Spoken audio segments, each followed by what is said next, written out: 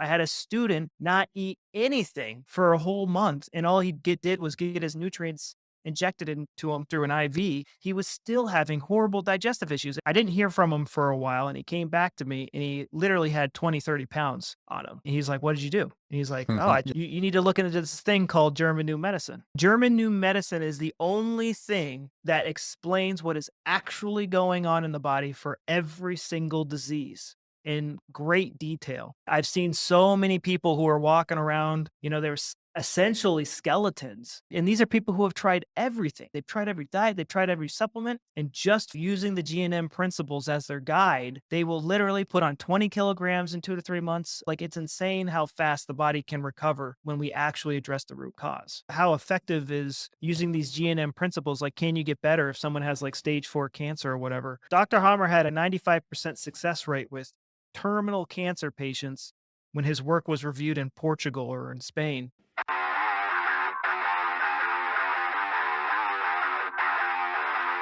Joining me on the show today is Mike Merrill, the Heal Your Gut Guy. Mike is an alternative health practitioner, consultant, and YouTuber with a very, very popular gut healing course. Mike, however, is on a transformational journey as he departs from all of his previous research to focus on the paradigm-shifting new concept called German New Medicine. GNM explains cancer in an entirely new light, offering a radical analysis that cancer helps the body rather than hurts it. This is Eyes Wide Open with me, your host, Lawrence Eastman. If you want ad-free podcasts, exclusive content, great offers on live events, or you just want to support the work we do here, please join our community on locals.com and get involved. Independent media needs your support. Links in the description below.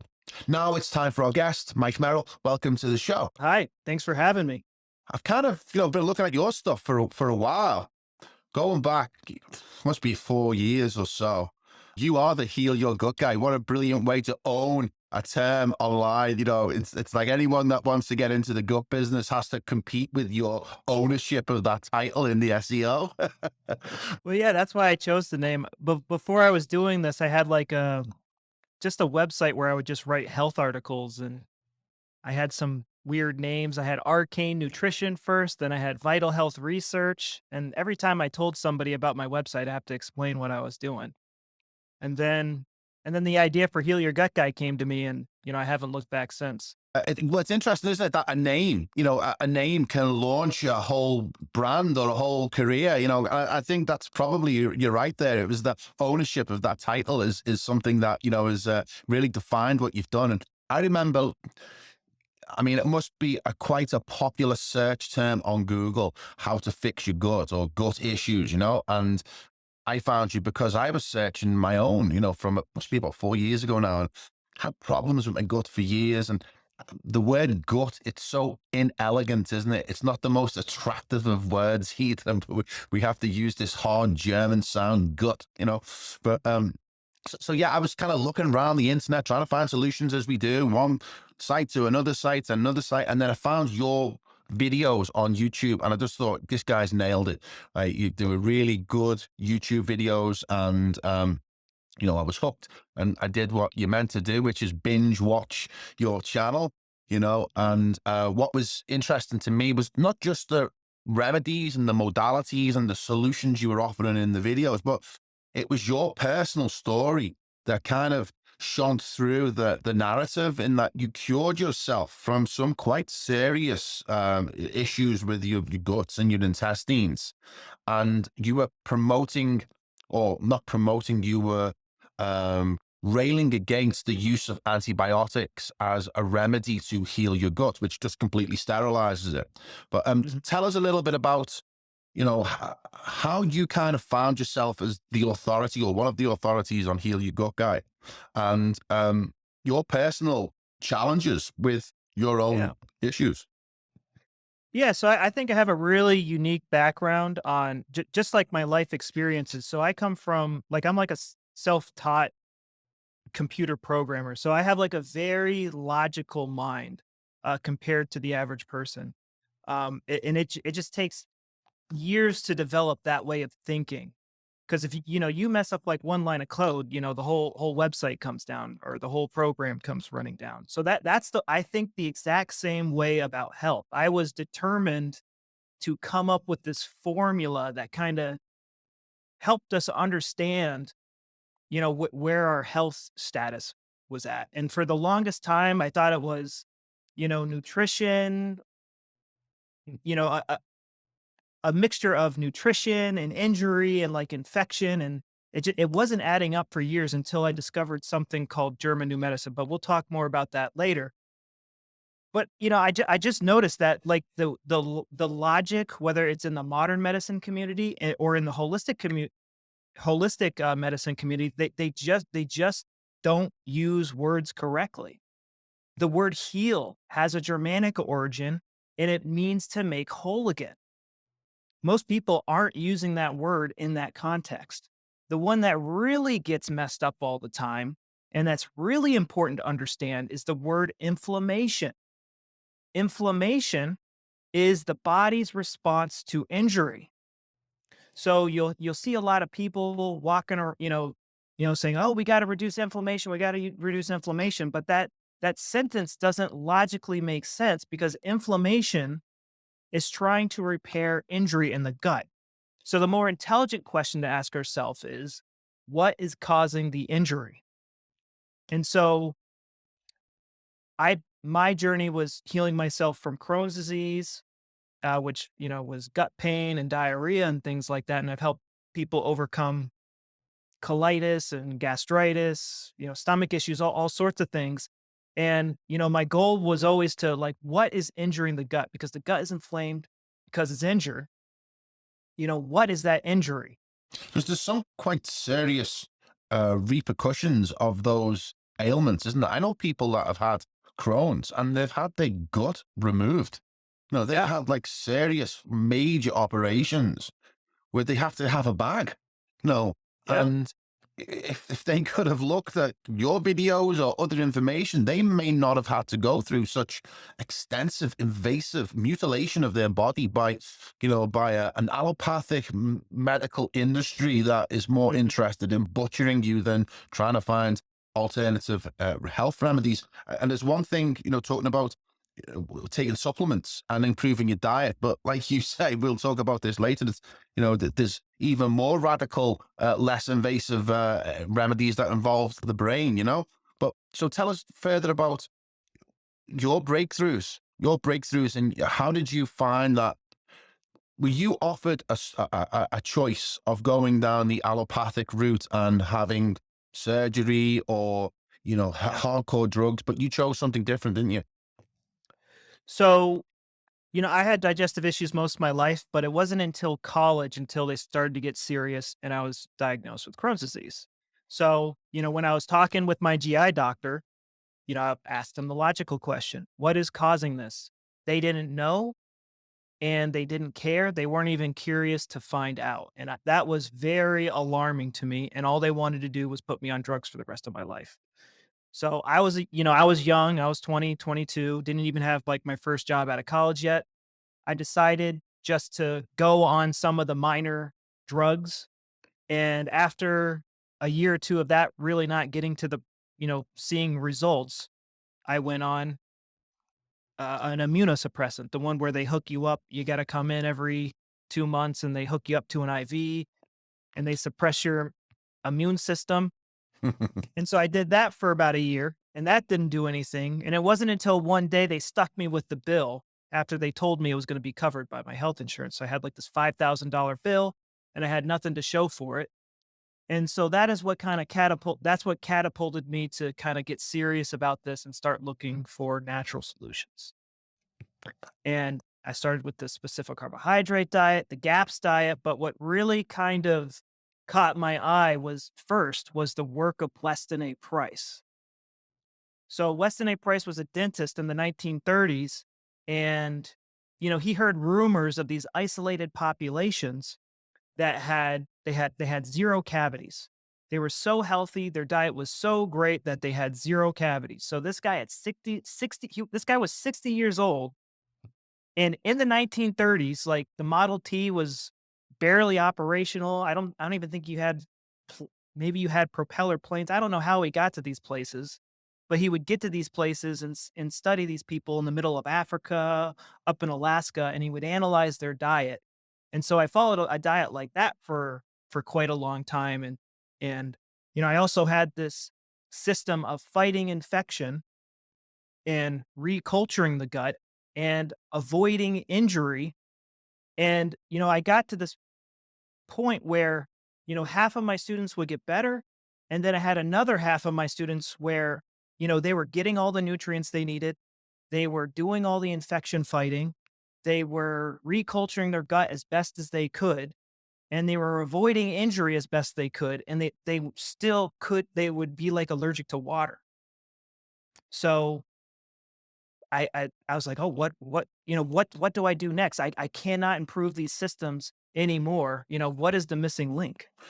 Because it's funny you should say that. Is that Weston Price? I also had a copy of his book, Nutrition and Physical Degeneration. It's quite a hard book to get, isn't it? It's not something that is, in abundance of prints. But yeah, I had that book, and it's very hard to argue against Weston Price's It empirical is. evidence. We have a lot of studies on rats, but rats aren't human studies, are they? This is probably the most definitive study on human diet and human health done by pretty much anyone. And it's also like a once in a lifetime study, because most of those cultures are gone. That Yeah. whole hunter gatherer lifestyle, which appears to be how we were designed for hundreds of thousands, if not millions of years. And it was how our bodies adapted to our environment in order to create a healthy organism. And, Mhm. he showed it without a shadow of a doubt that these cultures that were untouched by modern agriculture or the agricultural revolution, they were able to Mm. sustain life for much longer and much healthier basis. And it's a brilliant book. And there was one small bit of trivia there that I think I'm trying to remember, is that why he was motivated to go on this journey in the first place. Didn't his son die under his care, for the first root canal surgery or something like that? And that triggered him to go off and find out why we were getting these cavities to begin with, because it was something major that happened to him. And I think it was his son dying. Yeah, I And think it was. It's been a while since I've kind of dug into Weston A. Price. What I believe happened, or some version of the story, is that his son had root canal surgery. really bad teeth, and Yeah, I believe Weston A. Price invented the root canal. that's it. Yeah, he did. And he he invented quite a few dental procedures that we still use today. And he was very, and after he invented these things, and I think his son died from an infected root canal or something along those lines. He did a lot of research that really fueled him. But, one day he just, after 10 years of doing all this pioneering stuff, he heard this rumor of these people in a far off land that had perfect teeth. He's like, Mhm. what's going on? Why are these people's teeth? Why is everyone's teeth rotting out of their heads? Let's figure out what these people are doing. Because you'd think the opposite, wouldn't you? The way we're meant to believe is that you'd think that tribal cultures, would have worse health than us. But the reality is the opposite. They were, a paragon of health, weren't they, when he went to visit them? Yeah, he would find these villages like up in the Swiss, deep in the Swiss valleys, and they would have literally zero cavities. They would have perfectly straight teeth. And, if he would sometimes see evidence of cavities, but cavities can heal themselves. And these people did not brush their teeth. They didn't floss. Their teeth were often disgusting, but like once they brushed, wiped everything off, their teeth were very, very good. And they were just in overall good health. It's interesting you say something there. I'll pick that up now. Is you know, well, he was probably the best and most famous dentist in the world, but unfortunately, dentistry has degenerated into probably one of the worst scams out there, which is a business model of drilling, filling, and billing. If they're not doing the drilling, they're not filling, and they're not billing. So when you go into a dentist, they want cavities, because if there's no cavities, there's no money to be made. And Yeah. you said something there, which is that cavities heal themselves. Now that's Oh really yeah, interesting because I don't expect cavities can heal themselves if they're filled with mercury. if you drill and fill, it's not going to heal, I No. believe, because you're essentially killing the tooth to some level. But cavities, not all cavities, like a very bad cavity is, sometimes it is so this is where I could start talking about German new medicine a little bit. But the idea that a cavity can't heal by itself is ridiculous. Our bones heal by themselves. So like, how do you heal a broken bone?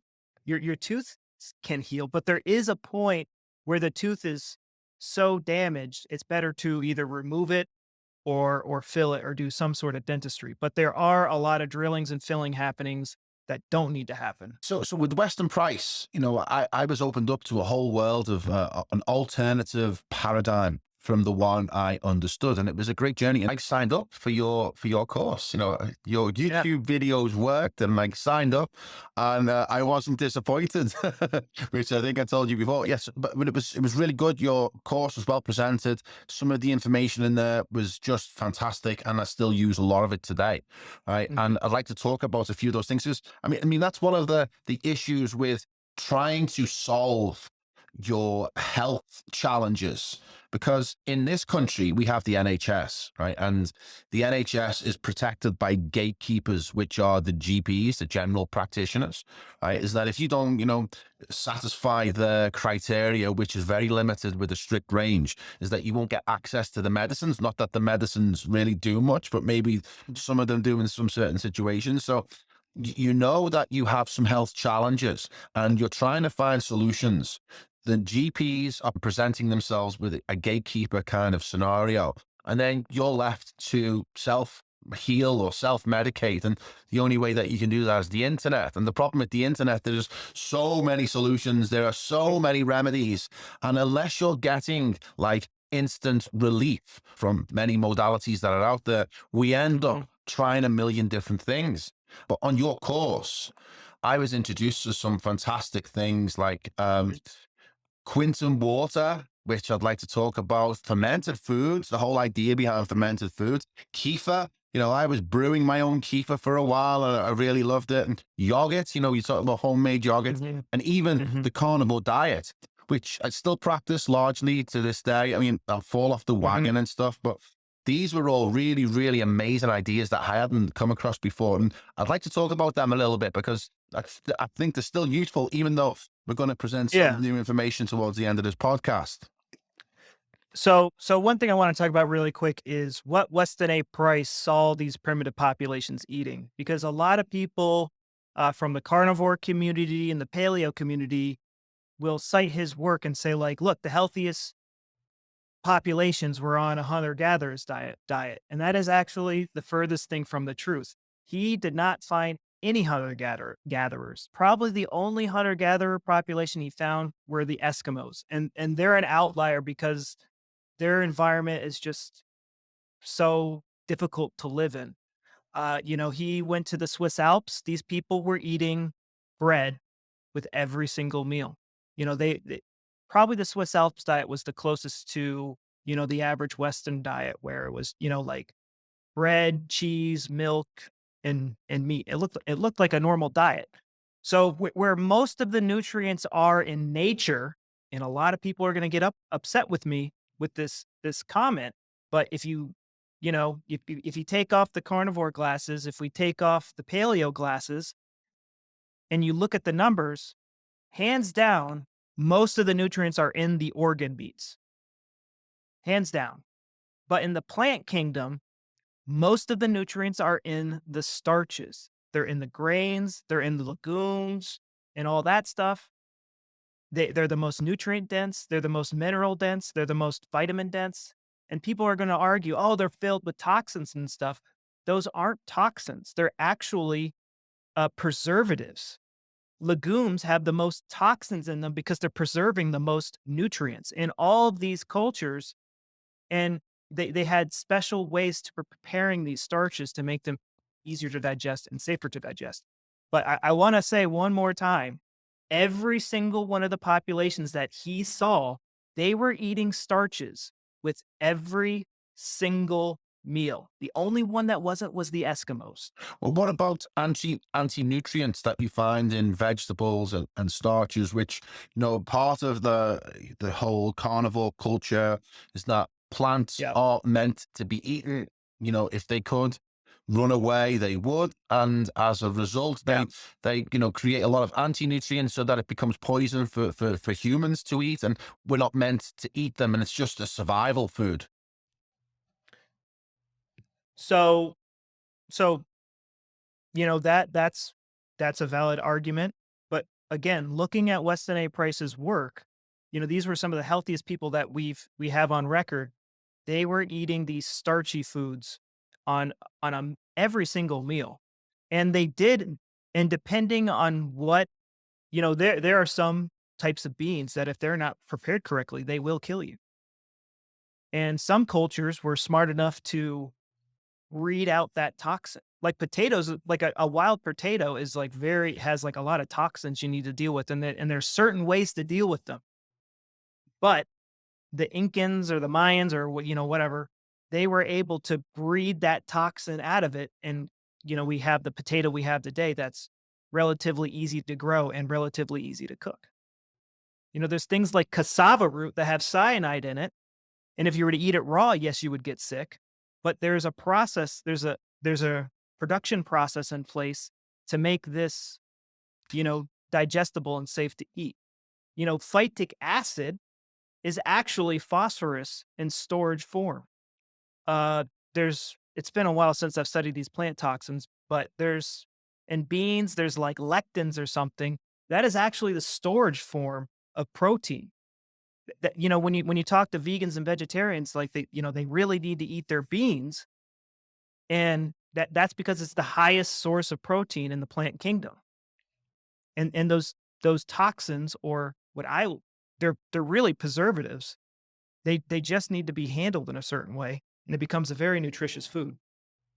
Because during this period, you were quite restrictive with your diet.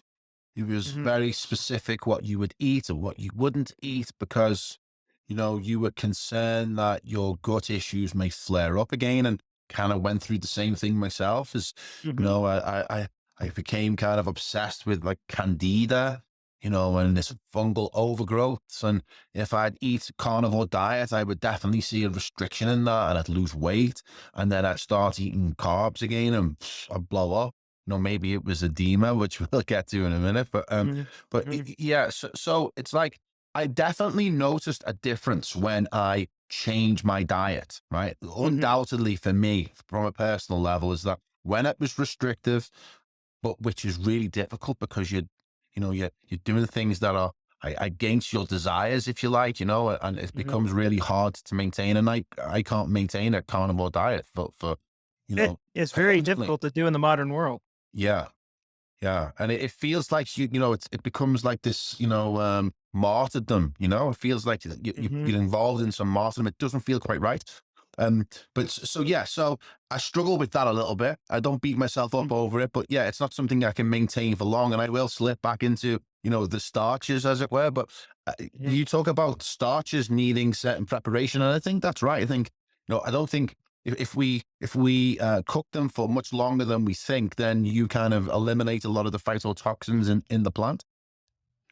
Yeah, yeah, and then, a good rule of thumb is, we kinda have these when we get into the holistic community, we have these horse blinders on, and we're just blind to what the rest of the world is doing. Everyone else on planet Earth is eating these foods just fine. Mm. Why can they eat them just fine and we can't? It's a great You question. It really is, yeah, because they are, aren't you they? you read the Bible and, there's stories of the disciples pulling the wheat right off the shaft and eating it raw. But I mean, look at Japan. They live on rice. There's not Well, much yeah, exactly. obesity. There's not much obesity in Japan, is there? There may be other issues. I don't know, but there's no obesity. But yeah, here where if we eat the carbs, we go. So it's Mhm, an unusual situation. But one of the other things which I loved, and I still you know, I'm really interested in that today, and there's so little information about it on the internet. You introduced me to it, and I went on as deep a dive as I could go. Mhm. it's kind of apt for the subject, which was Quinton water, which is Yeah. this idea of Rene Quinton, this French scientist who discovered that seawater as a therapy was curing people of, crazy diseases. And it's Mhm. just got an incredible history, but it's one of those memory hold topics. There's so little information on it, but it was at the time, it was huge, wasn't it? Because in France, he was a national hero, but where I live in Southport in England, it used to be, before it was a seaside town, it was famous for being a seawater therapy place. To Mhm. people all over England would come to Southport. They had this whirlpool that they built somehow, so the seawater would come in a whirlpool, and people who were ill would bathe in it. And it was a seawater therapy town originally. Tell us about how you discovered Rene Quinton, and give our audience a little introduction to his amazing research. I honestly don't remember how I got exposed to it. I really don't. I think I was going down the terrain theory rabbit hole and somehow came across it. You're But right. No, you're right, because he was a contemporary of Pasteur, wasn't he? And also Mhm. I think he was a colleague of Duchamp. Is it Duchamp? Mhm. Beauchamp. Yeah, the Bishop, Yeah. yeah. So yeah, I think I was just going down the terrain theory rabbit hole, and I came across, the seawater therapy and Rene Quinton being probably the most popular of them. And so life originated from the sea. Even if you're looking at it from a Bible perspective, life was created in the sea first. And so we took the ocean with us. Our blood, or our blood plat our blood is very similar to the mineral composition of seawater. It's just diluted seawater. Seawater has a salinity of about, it's like 2.9, I believe, depending on where you are. But our blood has a salinity of zero point 0.9. So in wars, when they run out of blood to give the soldiers, what they do is they dilute seawater. They have a method of purifying the seawater, and then they pump that into them. It's the same thing, in hospitals today. They're kind of giving us the bootleg version of this, where it's just NaCl, just salt in the water. But that's But the there's first thing they give us, isn't it? As soon as you go into a hospital, the yeah, first thing they give you is a saline drip. yeah, and there's times to do that, and there's times not to do that. They don't use this therapy intelligently, of course. But, wouldn't you rather have a seawater IV, or that has all the minerals in your blood, or just salt water? I want the whole cocktail. I want the Mm. whole mineral cocktail going into my veins, if I was in a hospital. And sometimes in special cases, they will put, like, potassium or magnesium in the water. But in seawater, there's the whole scope of minerals in the proportions that our body needs. Because Quinton came to his discovery through some obscure experiments on dogs. And I hate reading about experiments on dogs, but this one had some special significance. Yeah, Is that yeah. he basically replaced the blood Oh, yeah. in dogs I with forgot about that. seawater, right? So he would drain the blood from the dogs and then replace it with it was isotonic, yeah, it was isotonic seawater. Yeah, Right? And the dogs would have these crazy convulsions as their body transitioned from blood to water, right? And they survived. Not only yeah, survived, they were healthy and full of energy. And within 3 days, the water yeah. had been replaced by its own blood. So Yep, yeah, yep. it was a big discovery that seawater would have this dramatic, miraculous effect Mhm. upon life, or Yep. mammals at least, and cure some. Because he said that all illnesses, we've heard this before, haven't we? All illnesses are something, right? But all illnesses were as a result of a mineral deficiency. And that when Mhm, you give seawater, because it contains all 92 elements in the periodic table, that mhm. whatever is missing is that the seawater will, replace that mineral deficiency, and thus, Yeah. good health is restored. Yeah, so that's the theory that's been tested, is, our health issues are caused by mineral deficiencies or toxicity and, infections and stuff like that, fixing the terrain. So I've tested all these theories and, I got to a point where I could not, I couldn't improve. I couldn't improve the person's terrain anymore. I couldn't disinfect any better. I couldn't reculture any better. I couldn't get more nutrients into this person's body and they were still sick. So even with these awesome therapies like the raw milk cure Mm. and, the seawater therapies, I went to the ocean myself and tried this stuff and, you know, people still weren't getting better. There was There was still a still big something puzzle. missing, wasn't it? Right. Mhm.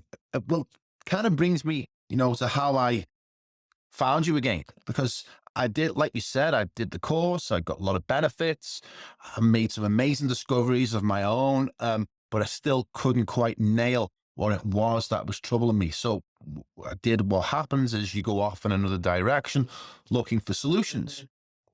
My research at the moment, some of my research has been quite heavy and really, really interesting, is about how trauma can have significant effect upon your entire life. Emotional trauma, physical trauma, all of these things that you can carry from childhood that can actually make you ill, right? And so I started looking into the work of Van der Kolk, who wrote a book called The Body Remembers. And Mhm. I've started to look into things like chronic fatigue can be caused by childhood trauma, and gut issues specifically can be caused by childhood trauma that hasn't been resolved. So this led me to a new thread, thinking that, okay, well, it's not physical, it's emotional, right? It's an emotional issue that's causing these problems. And I was making good progress, making really interesting discoveries, looking at the breakthroughs in trauma treatment at the moment, which is through things like EMDR, psychedelics are making a big comeback, NDMA, they're about Mhm. to run Mhm. trials on MDMA. Yeah, and then I kind of found a video of yours, right? And you changed quite a bit since the last time I'd seen you, because you Yeah. were a thinner guy, right? Oh, I have an extra 40 pounds on me right now. You So were a thinner guy, right? And I thought, oh, what's Mike done here? Mike's managed to put on the beef that he was looking to do. And yeah. you were doing this video, and in this video, you were eating food. And you were saying to your audience, you're going, look, it's okay to eat food. And I was laughing. It was funny, right? And then you mentioned, you set the trigger word, which was trauma, right? And you talked about Mhm. how trauma is, a key thing in terms of health. And then you mentioned Mhm. German new medicine.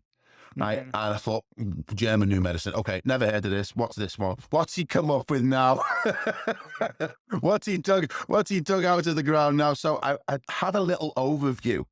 Didn't really sink in with me on first pass. And I thought, right, I'd really love to talk to Mike about this in a podcast. I made contact with you. We started chatting, and then you sent me some stuff on German new medicine. So tell us about how you made this discovery, which you think, or your body is the evidence of it, that you've Mhm. found a root cause and a healing modality to fix it. Yeah, so, guys, I have tried so many things, Me and, too. it was a student that turned me on to German new medicine. You know, me and the student, like, these are just some of the things that we have tried. We did a raw milk cure diet where all you drink is raw milk for a month, like a gallon and a half a day. I worked on a raw dairy farm for 2 months. Didn't I you go lived to in Ukraine for Ukraine. that? Is that why you went to Ukraine, so you can get raw milk? Well, I did that in America and I did it in Ukraine. And in Ukraine, there's this special black soil that makes the carrots the size of your head. Everything the soil in Ukraine is very fertile. I lived in a village where I was getting raw milk warm from my neighbor every Wow. single day. Like I could not improve these systems any better and I still looked like a skeleton and I still had lots of sensitivities.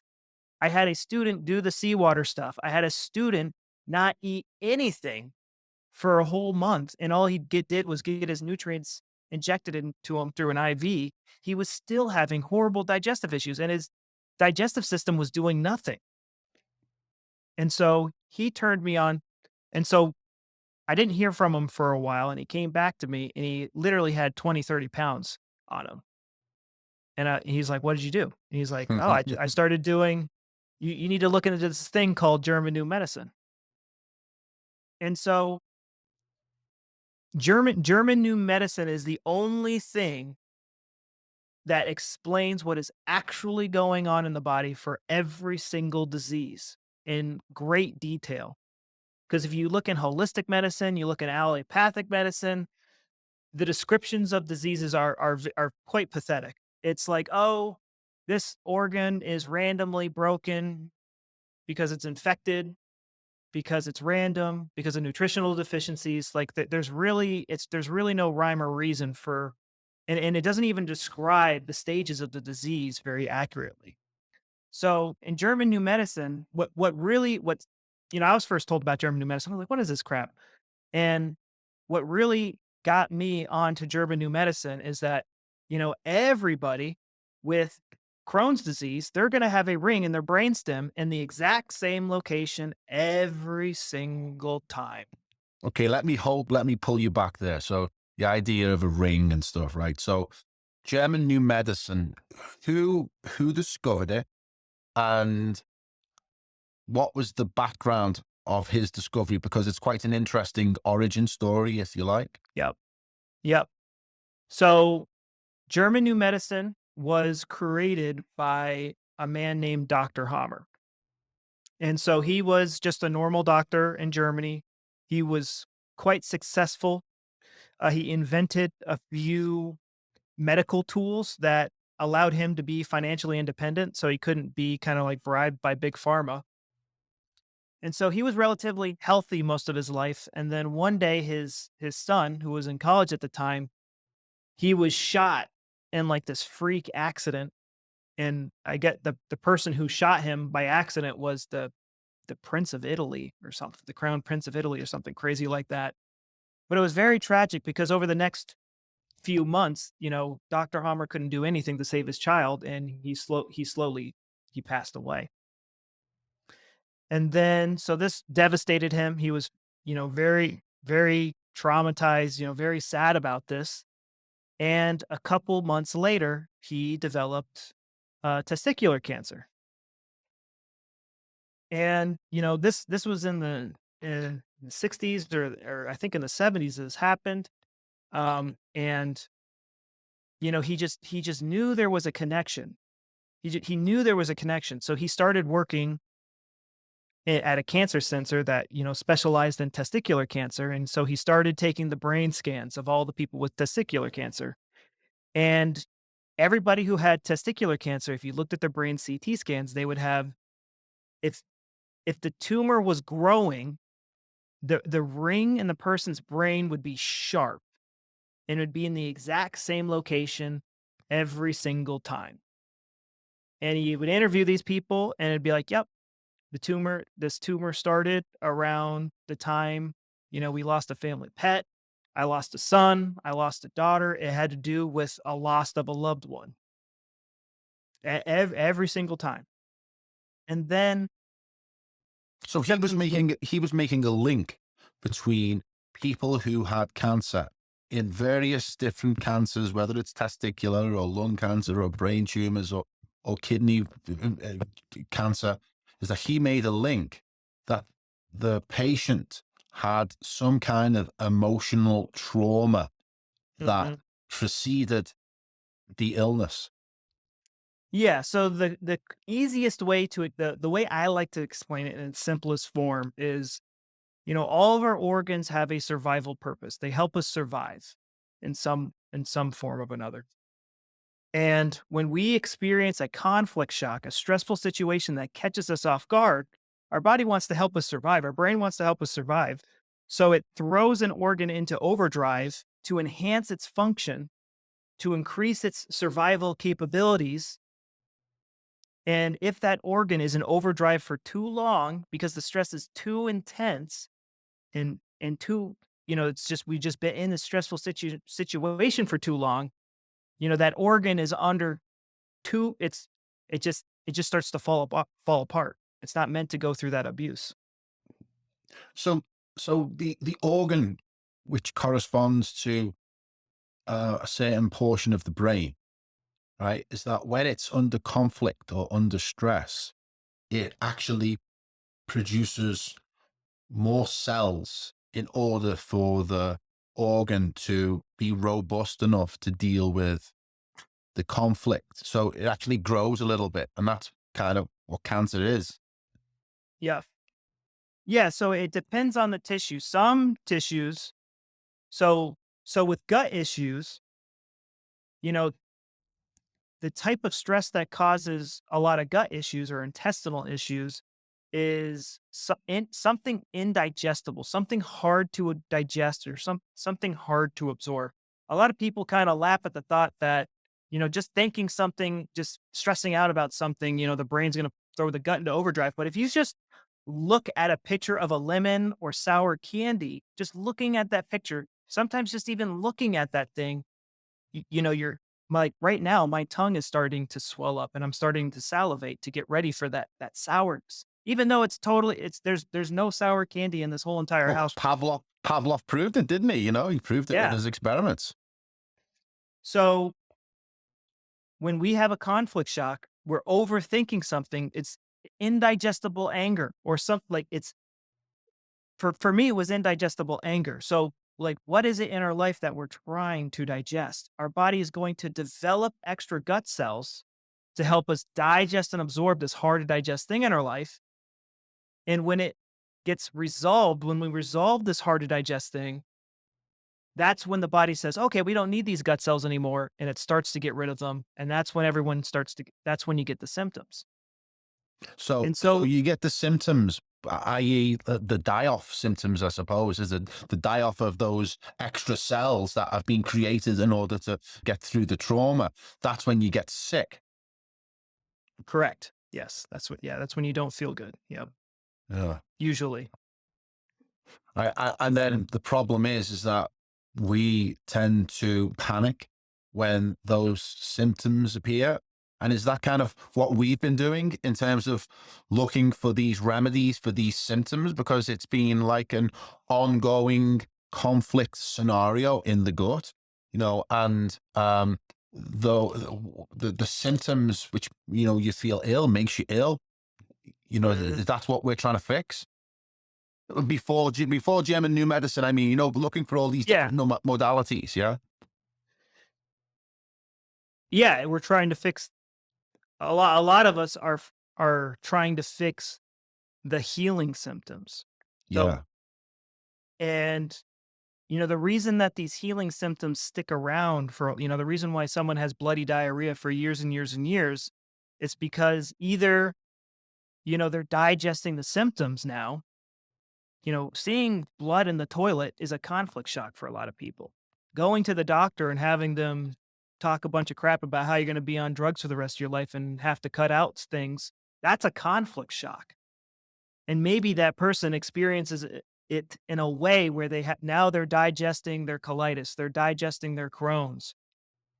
And so every time, I see a lot of people when they discover German new medicine, they get symptoms because they no longer have to digest the condition because now they have the answer to ultimately get better. So even just becoming aware of the situation, even just becoming aware of what the problem is, can be a healing modality in itself. Even becoming aware that trauma can cause physical ailments, or unresolved emotional issues can cause physical ailments, can be something that dislodges them and allows you to digest the issue, as it were. Yeah, yeah. And so this was a big thing that Dr. Hammer would say is that the therapy is in the knowledge. Because Right. Okay. honestly, like especially in my experience, like at least half of the stress, someone with digestive issues comes from the symptoms themselves Yeah. because they don't have a solution. The diets aren't working, the supplements aren't working, the probiotics aren't working. Nothing's working. They're gonna have to cut something out. Oh my God, there's blood in the stool. I'm stuck in the house all day long. I can't do this. I can't do that. And then you know, they learn German new medicine, they understand what's going on. They don't have to because you're just constantly, "Oh, let's digest this modality. Let's digest that. Let's digest this." And then when they map everything out, they're like, oh my God, my gut issue started after a breakup in high school. Yeah. It's clear as day now. I blamed pizza at the time, but it was actually the breakup. It's so clear. Yeah. Interesting. Really, really interesting. Okay. So Harmer, um, you discovered him. Was it a conflict shock discovering German new medicine that you had to go Yeah, it through? was. Yeah. So tell me a little bit about that because no, what's interesting is that you had established yourself as the heal your gut guy, right? Mhm, And you mhm. were committed to an alternative path of medicine, use this supplements, change your diet, blah, blah, blah, blah. Right. Whereas German new medicine presented an entirely new paradigm, an entirely new way of looking at medicine. And, I guess you had to change your position somewhat, which it can be quite difficult for people to do because, especially when you have a following, right? Because it's not only do you have to change yourself, but you've also got to then tell your following, hey guys, look, maybe we might want to go that way. Tell us about the conflict shock of you coming to terms with German new medicine. So right after, I just got done like updating all of my private course videos, which is like 30 hours worth of videos. And like literally a couple of weeks, maybe a couple of months later, I discovered German new medicine and I went, wow, I gotta trash all these videos. They're completely wrong. And they actually cause harm. They're at my 300 videos that are on YouTube right now, my 30 hours of private video, they're actually impeding the healing process because when we Amazing. start to blame when we start to blame food, now all of a sudden the body is digesting extra, if the person's is emotional enough about it, and I had a very emotional delivery method. If someone perceive, I didn't develop gluten intolerance until I read the specific carbohydrate diet book. I started going on the DAPS diet. I started perceiving bread as hard to digest. It was just my perception. So, I was promoting a very clean diet. And if you didn't eat this clean diet, you were going to die, essentially. That's, even though everyone else were eating these foods and they were totally fine. Now I had to completely change that and go, all foods are safe. It's just your perception. But I do recommend that you eat healthy. And that ruffled a lot of feathers. Yeah, I can imagine. Yeah. Quite brave thing to do though, because, it's, you killed the goose that laid the golden egg. Oh yeah, it was bringing in a lot of views, Yeah. but it was causing a lot of issues, and I didn't have a choice. Like I had to. Good for you. Good for you. So, okay. So you've discovered German new medicine. Uh, I guess you adopted it as quickly as you could and absorbed the teachings into your own life. And then all of a sudden you became buff Mike, right? Tell us about that transition. Because I mean, I guess for you, the proof of the pudding is in the eating. And that's why you Right. can say with confidence about German new medicine because of the way you were able to build weight and muscle, which is something that had eluded you for, a long, long time. And all of a sudden that changed. Tell us about that. So I always wanted to. I'm a dork. I put my height against the golden ratio, and I was like 175. That's the perfect weight for my height. And I was always stuck at like 150. Maybe I would get to 160 if I really ate a lot of food and I was working out a lot and really taking my supplements. I had a personal trainer I would see 3 times a week. Like I could not get above 165 pounds. When I started German new medicine, when I started to get my indigestible anger under control, I I'm 180, 185 is like a normal weight for someone my height, and I've been at that weight it took maybe a month or 2. I've seen so many people who are walking around, they're essentially skeletons, and in 2 months, these are people who have tried everything. They've tried everything. They've tried every diet, they've tried every supplement, they tried everything, and just following, using the GNM principles as their guide, they will literally put on 20, some people put on 20 kilograms in 2 to 3 months. I mean, they 20, 30, 40 pounds. Like it's insane how fast the body can recover when we actually address the root cause. I was looking at chronic fatigue and German New Medicine, and German New Medicine explains it. I haven't read it enough times to give it an That's one of the accurate. more complicated symptoms, but I would love to explain it because it's fascinating. Okay, you explain it then, get, because I read it and I was like, oh wow, that's really an interesting take on that whole perception. So there's going to be a few times people have chronic fatigue. One, the most common is someone's just going through any healing phase of any organ. The body is making you fatigued so that you sit down and it allows the body to heal. When someone has really bad fatigue, like they're super fatigued, they're always going to have some joint pain or some bone pain going on. And essentially, what's happening there, they're going to be anemic. They're going to have a low red blood cell count. And when someone has a low red blood cell count and they're anemic, what's going on there, they're also going to have joint pain somewhere. They're going to have joint pain somewhere 100% of the time, every single time. And what's happening is the bone is going through a healing phase, and the red blood cells are they're produced in the bone marrow. And now you have a bone that's not producing as much red blood cells as it should because it's going through the healing phase. It's constantly being interrupted. And it's like, okay, this bone is not making red blood cells. We're just going to have low red blood cells in the bloodstream because this bone's out of commission. That's so you have any healing phase, a healing of a bone phase is going to make someone anemic and really have really chronic fatigue. And then there's also the thyroid special program. So the thyroid is the conflict for that is I can't catch something. I wasn't fast enough to catch something or to get rid of something. And so it spikes the T4 and all those chemicals to, speed up our metabolism.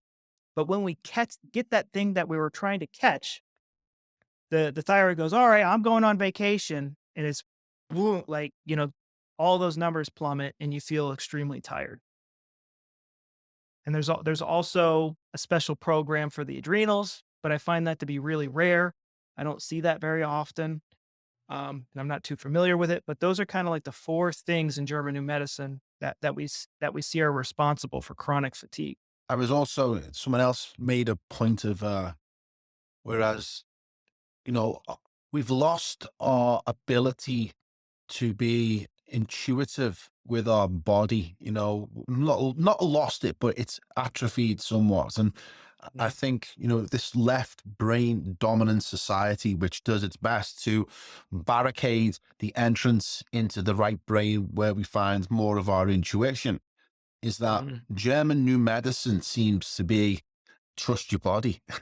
It just boils down to trust your body and Mhm. just relax, let it do its job. It's a master healing mechanism in itself. It's an amazing system.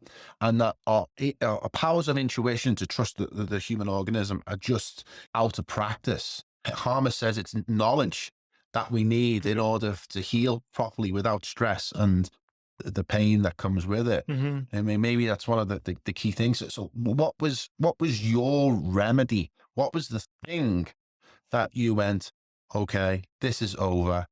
I'm healing now and I'm able to, put the weight on. What is the remedy?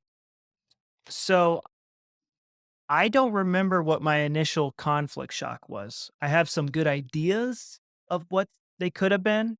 And, but I did find two huge themes of stress in my life. One was women, and the other one was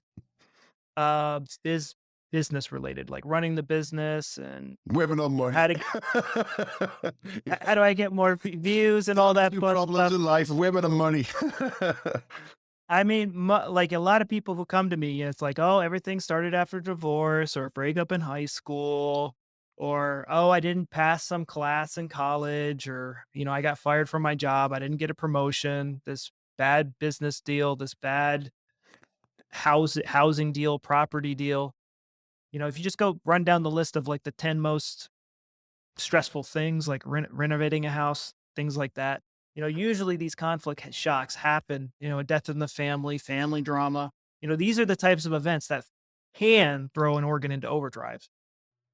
Hey, just a reminder, if you're sick of YouTube's adverts, then please consider a subscription to our locals community where I post all of my podcasts without any ads. And I'll also be creating exclusive content in the future that you won't get on YouTube. As a supporter, you can contribute to the community through the feeds and make your thoughts known. At the very least, you'll be supporting the channel. Locals is a great free speech platform for independent content creators. So head over there today and take advantage of our 1 month's free access using the coupon in the description. Join our community and get truth unfiltered. Now, back to the action. So, it's very interesting because I was in Ukraine when the whole war started.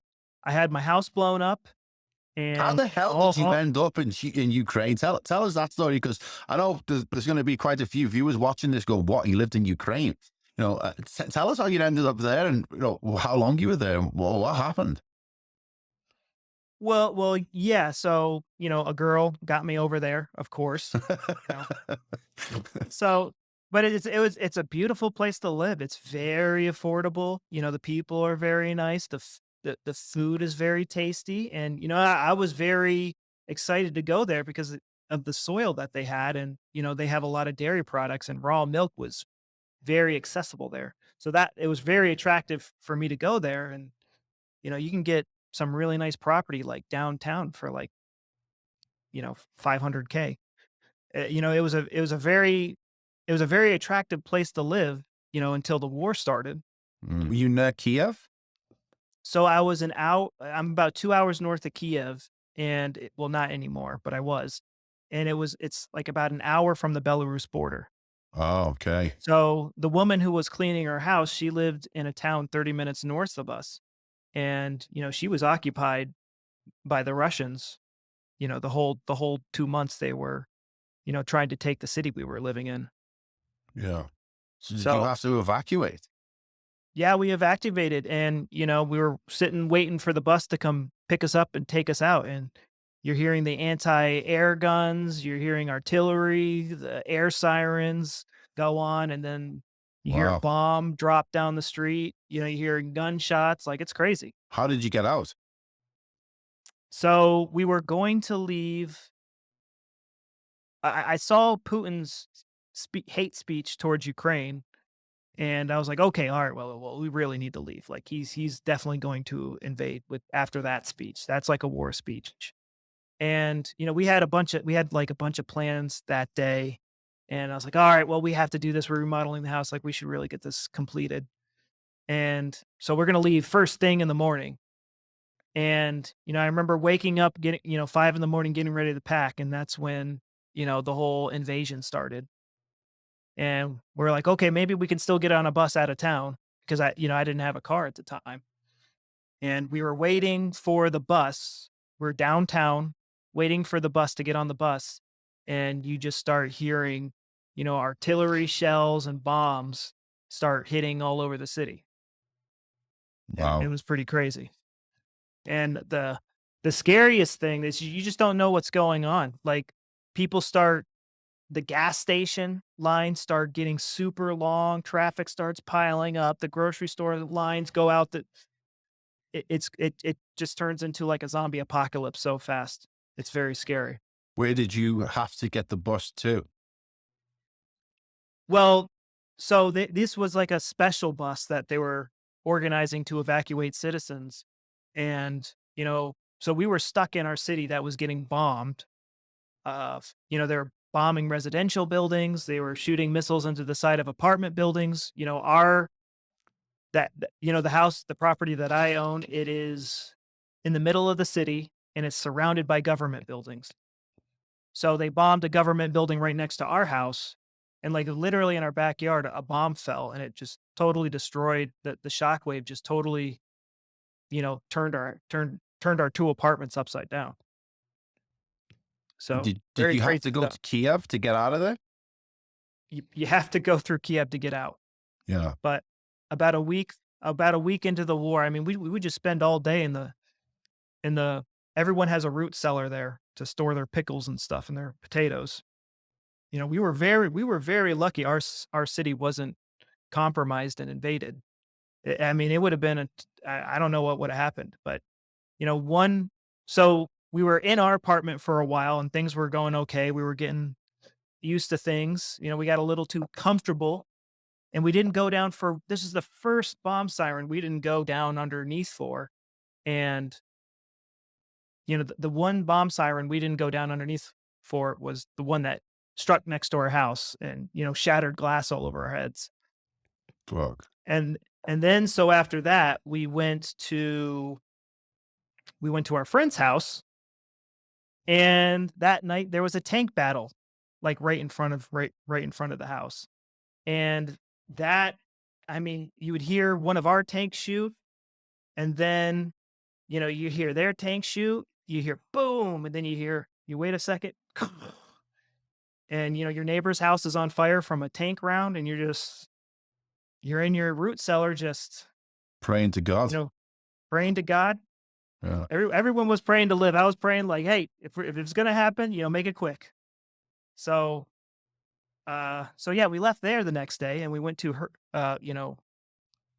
parents' house, and her hou that hou their the parents' house was a little bit safer, but, I mean, we were in the bomb shelter, or not the bomb shelter, it's just a root cellar, and they would shoot just I don't they set the oil reserves on fire, so I mean, it's a war zone. It's totally crazy. It gives you a whole new appreciation for war movies and what it's like to actually be in a war. Because I mean, just walking down the street, you are risking your life. How did you get out? How did you get home? I mean, you're back in the US now. You're back in Yep. California. I mean, how did that happen? So, about a week in Ukraine is like, things weren't looking very good. So it's like, okay, it's now or never.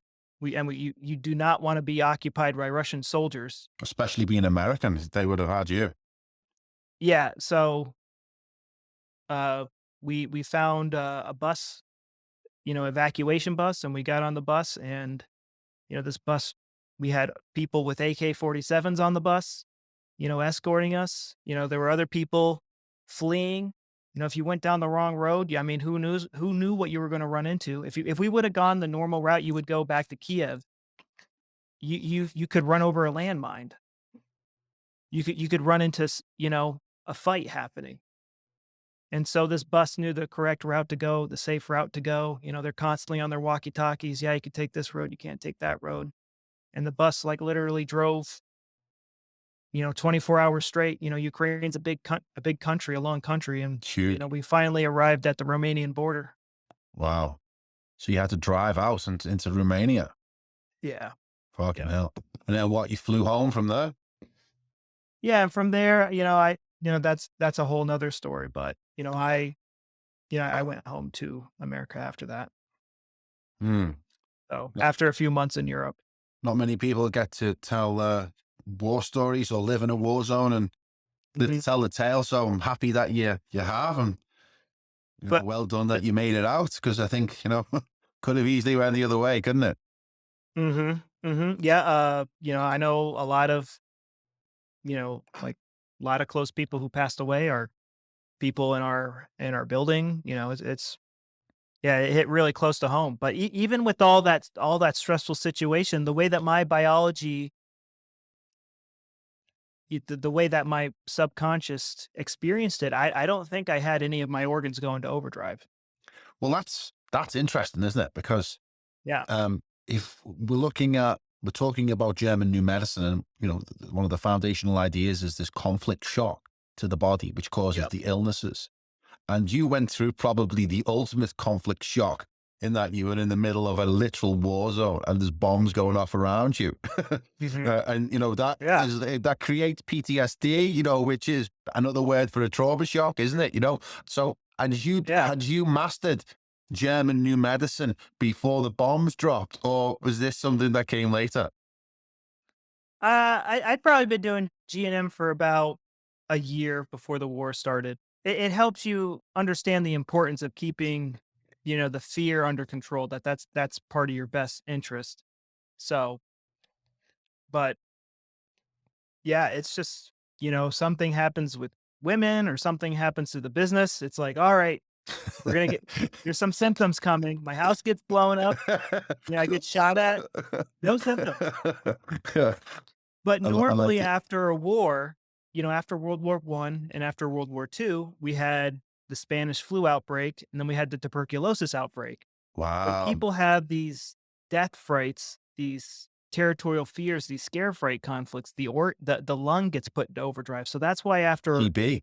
a war, there's a lot of people with lung issues because when the war ends, that's the resolution of their That's a lungs really going into overdrive. That's a really, really interesting take because, we've had lots of ideas and theories about why the correlation between major wars and these flu epidemics, or, we had the Spanish flu and then we had other epidemics. You have people like Tom Cowan, who I love. I think he's great. Yeah, I like his yeah, vibe. I like his style.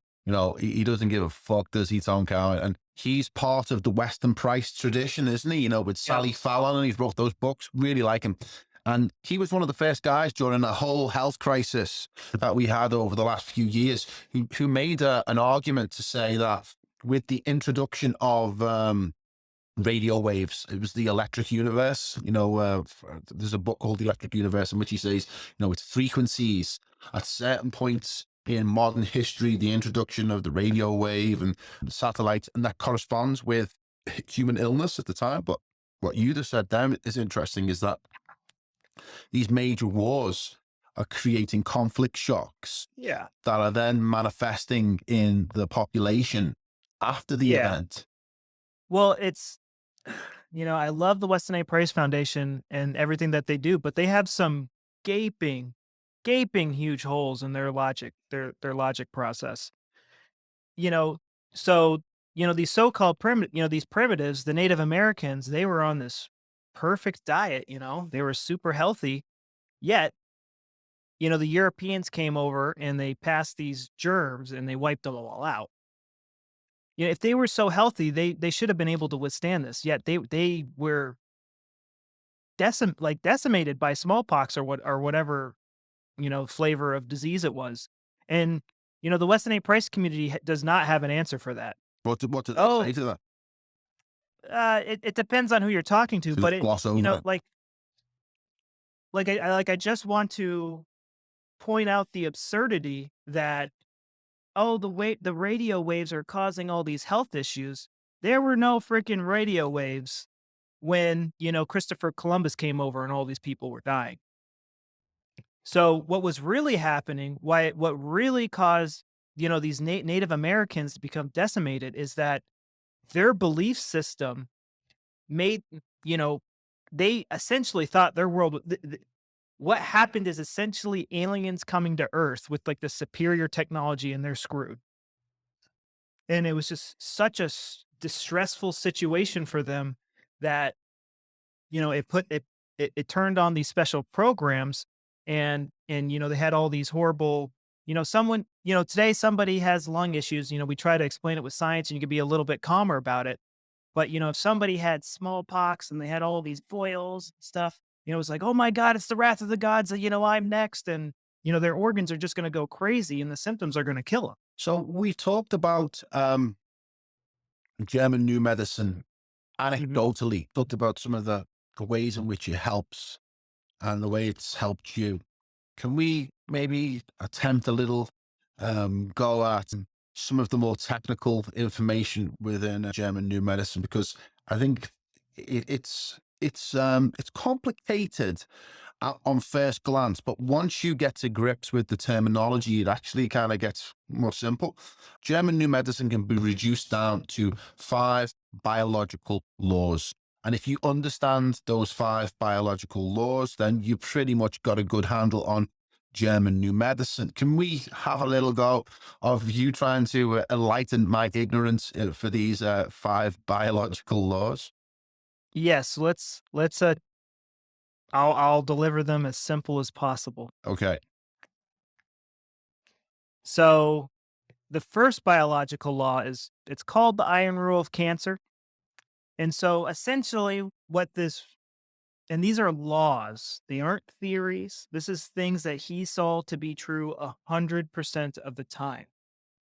So the first law is essentially stating that these diseases and cancers that we're seeing inside the body, that they aren't like these rogue agents trying to kill us, that they're actually significant biological special programs that originate from a conflict shock, a stressful situation that caught us off guard. And it's essentially putting an organ into overdrive to enhance its survival function. And we also, and when this conflict shock happens, we see evidence of this on the organ, on the brain, and then the psyche, which is intertwined Subconscious. Yeah. in the conscious and subconscious mind. So it registers and that's what really got me. You can actually see the disease or the significant biological special program running in the brain, and whether it's in the conflict active phase or whether it was in the healing phase.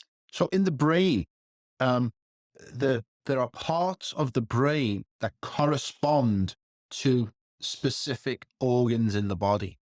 And then Yep. if you have lung cancer, it will show up on a certain part of the brain. If you have kidney cancer, it will show up on a different part of the brain. And that Yep. was not an iron rule. That was a law of German new medicine. That was the same thing every time. Yes. If someone has Crohn's disease, there's going to be a ring in the brainstem in a very specific location every single time. And that was his discovery, wasn't it? Yes, Yeah. yes, and it can only. Some people will say, "Well, like, oh, I have my MRIs." It's only can be seen on a CT scan, and so if someone's depressed, they're going to have rings in the right temporal lobe. If somebody's manic, they're going to have rings in the left temporal lobe. If somebody's suicidal, they're going to have something called a constellation. They're going to have a ring here and here. If someone's super aggressive, I believe it's like this in the temporal lobes. If someone has lung cancer, there'll be a ring here. Every single condition. Someone has bone pain, whether there's going to be a ring in a very specific location for every single condition in the body. So what came first, the damage to the organ or the damage to the brain?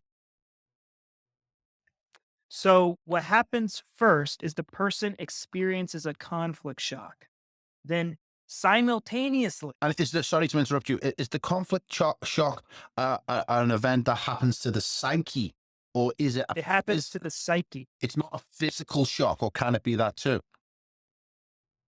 Only the psyche can experience a conflict shock. Okay. And then that Which manifests which in is the produced brain. by the brain. So it's like Got a it. little, so it's like Yeah. confusing because it's like the psyche is just this intangible thing. Yeah. But the second we experience the conflict shock, we're going to see the impact in the brain, with depending on which organ is affected, and then the organ is going to start to adapt. It's either going to respond with cell proliferation if it's part of the older tissues of the brain that are controlled from the brainstem. But if the tissue is controlled from the newer part of the brain, that the cerebral cortex and the new, I'm not a super well versed on all the parts of the brain, but if it's from the newer part of the brain, if it's a newer tissue, it's going to respond with cell loss in the conflict active phase. So cancer is cell growth, isn't it? But what is cell loss? So the most popular, so quick recap on the first law. The first law simply states that every single disease and cancer is actually just an organ going into overdrive to help us overcome The conflict. stressful event, a Yeah. conflict shock. And if you want to use the correct terminology, if you're talking to another German new medicine practitioner, it's a significant biological special program. And that's just another name. Oh, sorry, that's what we used to call disease, correct? Correct. Yeah. And so a word that has special importance here is biological. This doesn't just apply to us, it applies to animals. And people even see this in plants, but that's not really studied, but it's definitely in animals. And that's why that's why these are biological laws. They're not human laws, they're biological laws. This design is in, our dogs, our cats, and zoo animals, and everything. So the second law, and this is not to discount, somebody can have issues if they're malnourished, if they get punched and they get injured and the injury damages an organ, or there's poisoning. But when there's malnutrition, poisoning, or injury involved, that person recovers within a week, depending on how severe the injury is. But these seemingly these autoimmune diseases, these cancers that, appear out of thin air, German new medicine is explaining exactly what is going on in these scenarios. So essentially, there's I'm scrolling through the page because there's a lot of information. We would be here for like But yeah, I don't know. hours. We're just going to try and run over it as an overview, haven't we? But let's move on to like number two, which is no, there isn't there two phases of every disease. Yeah. So I'm going to give an example from the stomach. Okay. So conflict shock. And we're gonna the stomach has two parts, so this is great. So conflict shock, it's going to be something hard to digest. I can't digest. We even use this terminology in our language, like I can't digest this crap. Get this crap out of my life. What a load of crap. We use it in our language. And so if let's say my boss didn't give me that promotion. I can't believe he didn't give me this job. Ugh. So to help this person digest that situation to get the promotion to resolve this conflict in whichever form that may be, this lower part of the stomach is going to develop extra gut cells in the conflict active phase. The degree to how many gut cells get produced, they serve the purpose to produce extra digestive juices to help digest this promotion. But that's a psychological problem, isn't it? Rather than Yep. if which is we've adapted for the physical issue in the gut, which is Mhm. an undigestible piece of bone, for instance. Mhm. Yeah. Yeah, there can be like an actual like something hard to digest comes in, but that's a situation that comes and goes within a day or maybe a week at most. You know, like imagine someone stuck at this job for a year and they're just digesting. They're angry about it all. Angry, angry, angry. That is when someone has these huge growths in their stomach, and they could go to the doctor and get diagnosed with stomach cancer. And that is the process of the stomach dealing with the conflict shock. It's created more cells within the stomach Mhm. because that's where the impact in the brain is in the stomach. And it's creating these cells so that the stomach functions better. And that's what Mhm. the cancer growth is. Yeah, yeah. Wow. These extra cells Wow. aid with the digestion of this hard to digest thing. But when this conflict gets resolved, the body doesn't need these extra gut cells anymore. They're high maintenance, and it starts to get rid of them. And that is a bloody, painful process. And if the tumor is really big, complications can arise.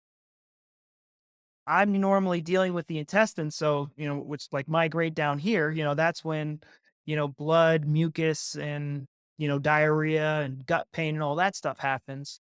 I had one friend who he just got out of a relationship, and when his girlfriend got kicked out of the house, there was all this drama. And when that was all resolved, he had horrible, horrible, horrible gut issues. And he was like, "Oh, I need to go on this diet, I need to go on that diet." I said, "Dude, don't do anything. You just need to rest for a week." And it was caused by, that stressful event. And he was fine. He was fine a week later. But if he would have gone down the holistic rabbit hole, started blaming this food, started blaming that food, I mean, it could have turned into a 10-year ordeal because the person starts to perceive food as hard to digest, and it turns on the cell growth. So in the best case scenario, there's a little bit of cell growth because this person handles the conflict pretty well, and it gets resolved. The person has minor symptoms, and then they go on about their life. So we have the healing phase, and that is when the inflammation comes in. The inflammation is repairing, it's making the body whole again. It's repairing, it's getting rid of these extra cells and then, smoothing things over. So in the first part of the healing phase, it's all about removing that extra tissue. Then we have the epileptoid crisis, the healing crisis, and that's when someone has a fever and they have the bad headaches. See, we have a headache because the brain relay needs to heal as well. Eh. And you can see the ring in the brain when it's conflict active, it's a sharp ring. And when the person resolves the conflict, the ring, you can see the ring going into the healing phase and the ring starts to look like it's washed out. So this whole process of what each organ is going through, like what symptoms to expect in the conflict active phase and what symptoms to expect in the healing phase, everything is mapped out.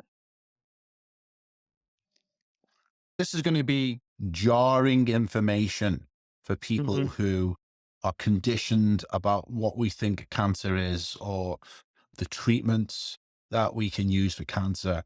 I've lost close family members to lung cancer. My Mhm. grandfather died of lung cancer and my grandmother died of lung cancer. And, we believe that it was down to smoking. And one thing Mhm. Karma says is that smoking doesn't cause lung cancer, doesn't it? Um, Mhm. so in those situations with my grandmother, she was given radiotherapy, Yeah. chemotherapy, and it did what it was probably designed to do and toxify her entire body. And same kind of thing happened with my grandfather. If we would have followed the German new medicine principle and they had lung cancer, what would the remedy be in that situation? Not to have any treatment at all and let the body heal itself? And would it have healed itself? Yeah. So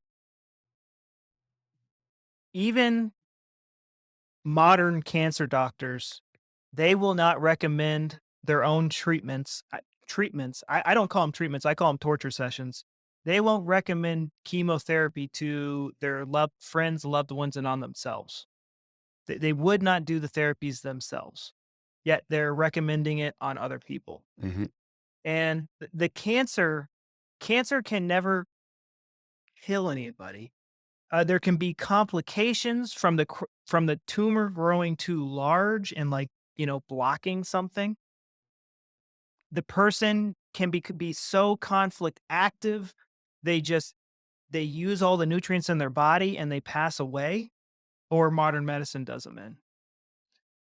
These these things are stressful on the body, but they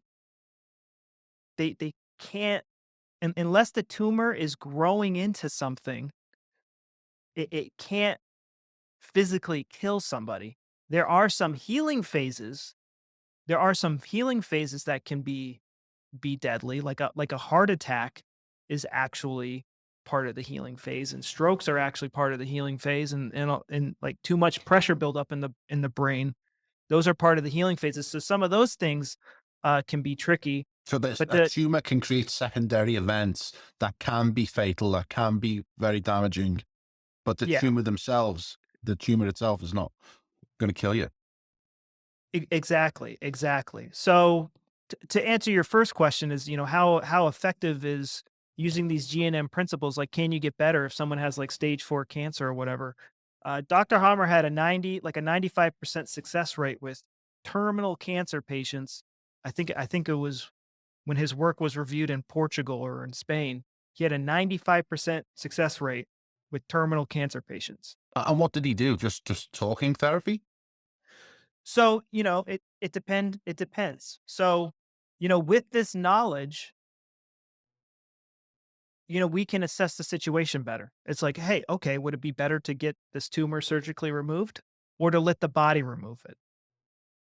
It depends on the situation. Mhm. But the more important thing is, what's the state of the conflict? Is the person still conflict active? So if they had lung cancer, for instance, he would be able to map that to a certain part of the brain. Yeah. And would he be able to determine what type of conflict it was that caused the lung cancer? And therefore, it was a process of reverse engineering to try and identify what the original conflict situation was. Because the reason I say this is that, we're seeing these developments in trauma treatment, which are things like Yep. EMDR and hypnosis and psychedelics, which I Yep. guess are fixing parts of the brain where there is some kind of conflict. And therefore, we're seeing the knock-on effect of it healing or curing the physical ailments. Is that something similar with GNM? Yeah, I'll give you a good example of like lung cancer and the way our thoughts play play into that. So there was this one study done where they took 100 females, human females and they had a breast cancer diagnosis. Okay. And then they took 100 dogs with breast cancer and they followed up on these individuals about 3 or 4 years later. And what they found was that about half of the humans had lung cancer, and none of the dogs had lung cancer. So why is it why how could that possibly happen? So when a human gets a diagnosis of breast cancer, most of them are going to freak out. They go, "Oh my god, I'm going to die." That's the death freight conflict. And this whole time they're getting treatments, they're worried about it. Death freight, death freight, death freight. The tumor growth, the tumor growth, the tumor growth in the lungs. So death Oh fright my is god, spread to your connected. lungs. The death fright is connected to lung cancer, isn't it? As Yes. a shock. Yes. So, you tell a dog it has lung cancer, they go or Whoop. breast cancer, it goes, "Whoop, all right, when's my next treat?" It doesn't register. They're not afraid for their life. Mm. So And then in that scenario, then, so in that example, the women who had breast cancer, the shock of being told they had breast cancer, in 50% of those cases, that shock developed into lung cancer because of yeah. the conflict damage that it caused. The most common type of cancer, like if someone gets diagnosed with cancer and it's spreading, the first most common place that it spreads is the lungs. And it makes sense because it's like a death freight conflict. Like, oh my God, I'm going to die. So the lungs go into overdrive. And then the second most common type of cancer after that is bone cancer. And that's going to be a self devaluation conflict. Oh my God, I got breast cancer. My boobs don't work or whatever.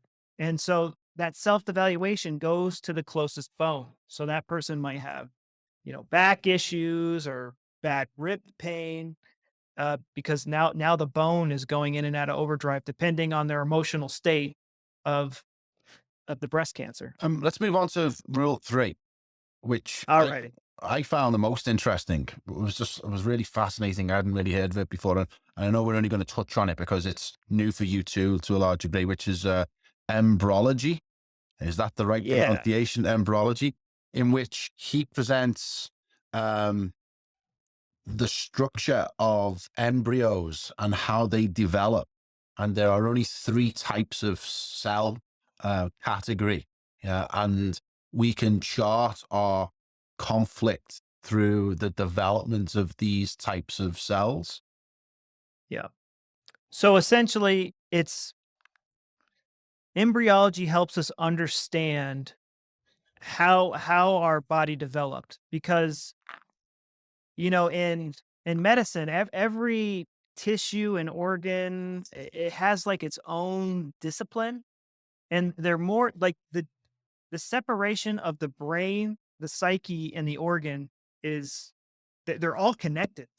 When they were in the embryo, they were literally on top of each other, if Yeah. not inside in one another. They just kind of grew apart and they're connected with nerves. So they are one unit.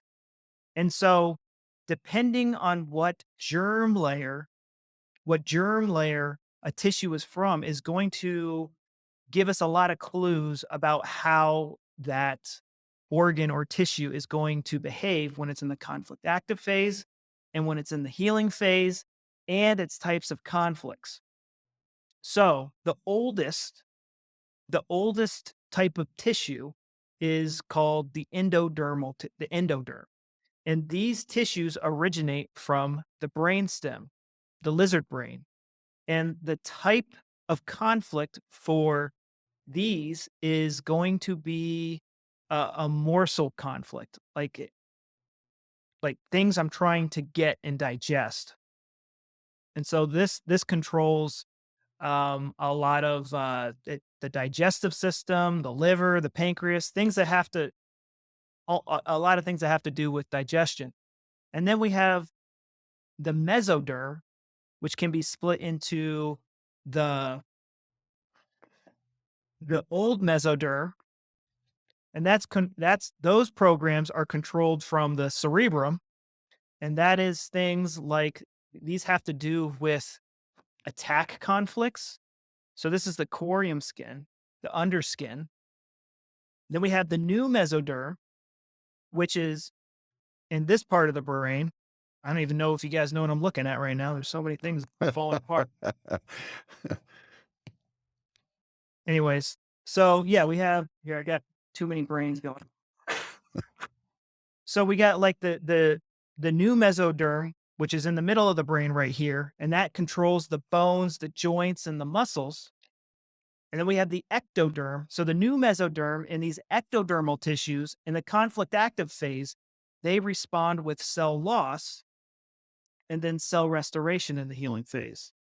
In these ectodermal tissues, usually these conflicts have to do with our territory, our social contracts. And these are the ones that are responsible. These types of conflicts are responsible for a lot of our mental disorders today. Psychological relationships that we have with Psychological yeah. things. Yeah, okay. And what's that again? So Just tell me that again. It's the ectoderm that's responsible for our social relationships, and that's maybe mental health is connected to that one. Is that accurate? a lot of the mental health things are conditions are Mm. controlled from the ectoderm, and they are controlled in the temporal lobes and the cortex, the cerebral cortex, the outside part of the brain. The So yeah. if we face conflict in the ectoderm, in that part of the brain, hmm are there any organs that are connected to the ectoderm specifically? So so the ectoderm is very interesting because it kind of like covers and connects. Like the ectoderm you'll find in there, it's like the bile ducts and the urethra, Digestion. the rectum, the epidermis. You know, these are the ectodermal tissues. Eh,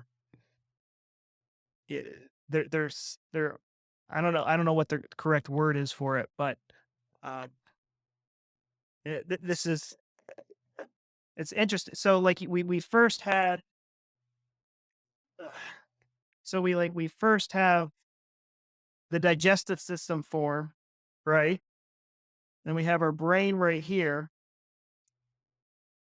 And then on the digestive system, you get like the liver and the stomach and, you know, the pancreas and the lungs and all these things they develop. And they're all, these are all endoderm. They're super old. And then at some point, the old mesoderm formed and it kind of encased all this stuff in a protective skin. And then we needed the ability to move. So then the bones and the muscles formed, you know, and then then there needed to be, you know, then all this stuff needed to be covered, and that's where the ectodermal tissues came in. I'm not an expert in all this Amazing. germ theory stuff, Yeah. but there is a very clear pattern. But the most important aspect to take away from the third law is that the old tissues respond with cell proliferation in the Uh, conflict active phase and cell loss in the healing phase. Then these newer tissues from the new mesoderm and the ectoderm, they respond with cell loss in the conflict active phase and cell restoration in the healing phase. And interesting. that these ectodermal tissues, they're responsible, you know, those conflicts are responsible for a lot of our mental health conditions today. That's the big takeaway for that. And it just establishes a very clear pattern, Yeah, a very definitely. clear pattern. Okay. Love it. I can talk about that for a lot longer, but unfortunately, we've got to keep moving on here. So the fourth one is the ontogenetic system of microbes. And this one's interesting because this is, ties in with a lot of your earlier research, with the idea of candida, microbes, bacteria, that they're actually beneficial to the organism. And I've been fighting hard to try and get rid of, candida and bad bacteria, and Mhm. all the different things that are out there to try and keep these microbes under control. But in this philosophy, in this medicine, it says that they're there to serve a very, very important function. Do you want to tell us a little bit about that? Yeah. So in German new medicine, bacteria and fungi are actually they're actually a part of us. We evolved with them. You know, they were here before us, and we're like their spaceships. We're more bacteria and fungi than when we are human cells. And even when you investigate the terrain theory, you get to this thing called the somatid cycle, and they witness these bacteria cells, these bacteria, fungi, mycobacteria, and cancer cells. They see them coming out of our own cells. And so essentially what Dr. Hammer saw is that these bad bacteria and fungi, they become activated in the healing phase. And what they're really doing is they're aiding with the cell removal for those old tissues, or aiding with the cell restoration for the newer tissues. So they're the So cleanup gang. yes. So Yeah. essentially it's like, let's say your house catches on fire and the firemen show up, and then, the contractors show up to fix things. It's like the police showing up and shooting, the contractors and the firefighters. That's essentially what we're doing in modern medicine nowadays. There there is a time when we want to use antibiotics, or to slow down the microbial work, because some these intense healing phases, they put a lot of stress on the body, and sometimes we want to take antibiotics, whether they be natural or from modern medicine, slow down their work so that the symptoms aren't intense. And it can be so intense it could kill somebody. So antibiotics, when used correctly, can save somebody's life, but they are abused and or used just unnecessarily, in modern medicine nowadays. So the microbe phase, is that part of the healing phase, or is that after the healing phase? They are part of the healing phase. So, I believe in the conflict active phase, they will grow, So they're but getting rid of they they're getting rid of the growth, basically. yes. Yeah. So in the conflict active phase, they are growing, but they aren't active. They aren't doing anything to produce symptoms. That's why some people get SIBO, tests done, and their numbers will be super high, but they won't have any symptoms. Because they're But not it's active. in Yeah, so in the healing phase, that's when they get to work to remove those extra gut cells, and all the fun starts. Okay, I'm quickly on to the final one, number five, which is the quintessence. I didn't really Mhm. pick much information up on that one from what I've noticed. Do you want to fill us in with a brief overview of the quintessence? So every so-called disease is part of a significant biological special program of nature, created to assist an organism during unexpected distress. Now, I really have, I'm kind of like conflicted with this statement, because yes, there is an intelligence to these things, but I've kind of come around to call them stupid biological programs, because in most cases they are not assisting with survival. But these programs do make perfect sense when you look at not single cellular organism, but like those organisms that are like floating around in the primordial pool. Like they're just a ring and they just eat food. They're kind of like Pac-Man, and they just float around and they bump into things to eat and they eat it. Like this system makes perfect sense on how it would aid survival. But what because I just see so many tragic cases where the symptoms become the conflict, and the symptoms, they do more harm than good, than what the assistance that that this putting an organ into overdrive, in most modern cases, at least from what I see is, extra gut cells is not going to help me, digest getting more views on YouTube. It's just not. It's kind of, I think it's stupid. Yes. So, but a lot of people argue with me on that. But they do. They originally had a survival purpose. Okay, cool. I think we covered the technicals of that, even if it was only brief.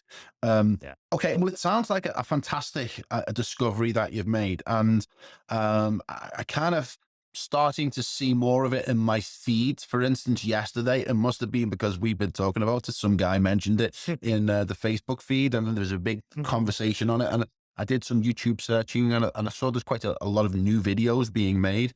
So it seemed as if this work is starting to break through into, the collective consciousness of the culture. And if, you're having benefits with it and your students are having benefits with it, I hope to try it out myself soon. But it seems to me as if there is no specific remedy as such. It's just understand the biology or the real biology of the human organism. And that's the beginnings of how you will heal. Yeah, so yeah, people kind of confuse German new medicine for like, oh, it's going to help me cure everything, but it's really just a way of thinking about how the body works. Homeopathic medicine has a certain view of how the body works. Chinese medicine has a certain view on how the body works. Ayurvedic medicine has a certain view on how the body works. German new medicine is telling you exactly what is going on, and essentially what it's telling you is that you have some sort of stressful thing in your life, putting an organ into overdrive. What tool are you going to use Hmm. to address that stressful situation? Are you going to use hypnosis? Are you going to use religion? Or are you going to do practical things? There's so many things we can do to address this conflict. And sometimes there's nothing you can do to solve the conflict. But It seems to me one of the hardest things to get in modern medicine is a diagnosis, is an accurate yeah, diagnosis of what is wrong. Because once we've can identify the problem, we can attack it with solutions, and that's one of the hardest things I've found over the years. Even with your stuff, is that we're not really making an accurate diagnosis. We're just kind of oh yeah, throwing yeah, throwing things at it, hoping that it'll work. But I think what this seems to be able to do, German new medicine, is give us an accurate diagnosis of at least what's going on, why it's yeah. happening, and you can identify the root cause. And then from there, you can attack it with other healing modalities that will be an accurate shot. Yeah, I mean, it's insane what I see in the modern medicine community. You have people with, doctors with 10, 20, 30 years experience. They don't know asses from elbows. Mm, Somebody will have stomach conditions and then they recommend cutting out the small intestine and they mm. they think they have it is insane. I know Like, some guy who's had his intestines, half of his intestines yeah. removed, and he has to have a bag because he had colitis, and that's what the Yeah. NHS recommended. It's just like, wow, They that they you'll. don't they don't like the diagnosis process is very simple and fast, usually fast. Mhm, Sometimes it's a little complicated, but 90% of the time somebody tells me their symptom, I know exactly what's wrong. mm. And this is So, after this person had gone through years and thousands of dollars of diagnoses. It's insane. so what's the future hold for heal your gut guy? Are you now the heal your brain guy? I mean, what's this metamorphosis that we're witnessing here? I mean, where are you going next? What's the road ahead for Mike Merrill? Oh, I'm definitely gonna keep my name the Heal Your Gut Guy. I want to specialize in gut conditions. And, I also see a lot of, I see a lot of stomach issues. I see thyroid issues. Quite often I see achy bones and joints. I want that to be my area of expertise. Um, but yeah, you know, it took me quite a while to understand German new medicine. It took about 3 months to understand it. It took me another 3 months to be able to communicate it. Hmm. And, no one knows what I'm talking about because I'm using these terms. Nobody knows. what I'm saying. Took me another 3 months to communicate it and have people start to understand me. And then now, I'm in this time where it's like, okay, what are the best tools? Is it hypnosis? Is it NLP? Like what are the best ways to help somebody overcome overcome these conflicts so they can get better as fast as possible. So now it's, you know, I had a lot of educational videos, but even watching these educational videos, it's very rare that somebody understands this stuff by themselves. Like they really need one-on-one guidance where it's like, "Oh, hey, you had a lot of symptoms today because this happened." It's very hard to teach someone that, through video alone. So, I couldn't have figured it out. I needed help.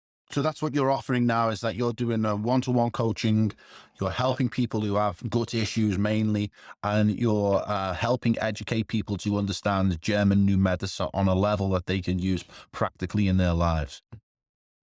Yeah, this is information somebody's gonna use for the rest of their life. Like, Yeah. it's very very important to understand what your body is doing because, every decade, someone's gonna have some health crisis. Mm. And, it's very important to know what to do. Half of someone's health issues is just going to come from the stress of dealing with the medical situation. Mhm. And once you understand German new medicine, it's really a 3 month process to understand the basics. And it depends on who you are and how your brain works. But once you understand this stuff, like you just see it in your everyday life every single day. Like every single day, you'll hear a lot of German new medicine practitioners, and I think Dr. Hammer said it himself. It's like every day is a learning experience with GNM. Like Mm. you're learning about yourself. Like the symptoms show you how like you are really reacting to these things, to these things in your life. That was one of the big, epiphanies for me with studying trauma, or having a look at trauma, and finding out that psychological trauma can create physical illnesses in the body, Yeah. which is, I think, is probably, there's definitely overlap here with, Yeah.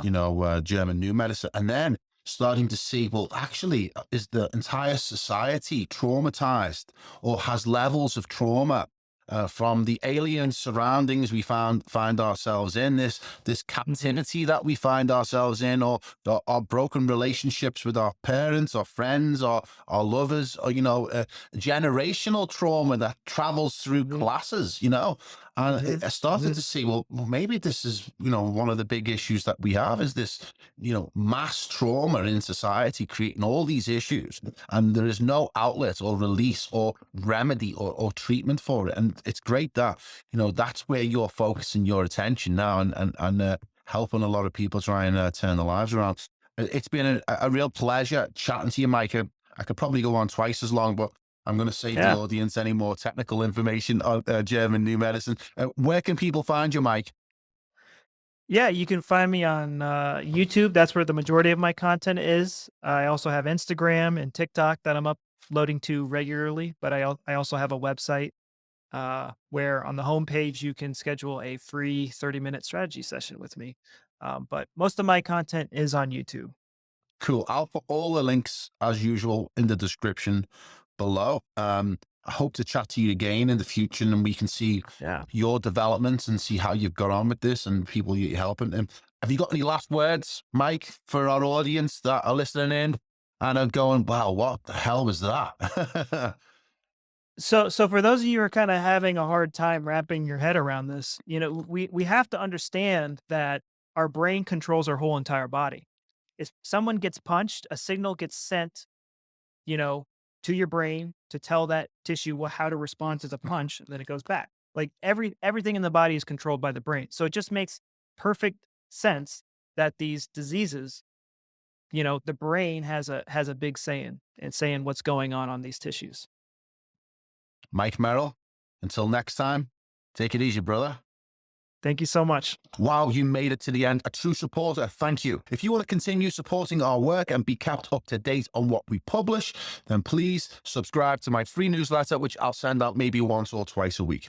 It will contain an in-depth look at each episode of the podcast, and I'll share my research with you so you can take what you've learned further down the rabbit hole. I'll also be writing about my personal journey, what I've learned, and the things that can help you on yours. It'll entertain, educate, and hopefully make you laugh a little. God knows we need a little bit of fun in our lives. As always, the links will be in the description below. So until next time, thanks for tuning in.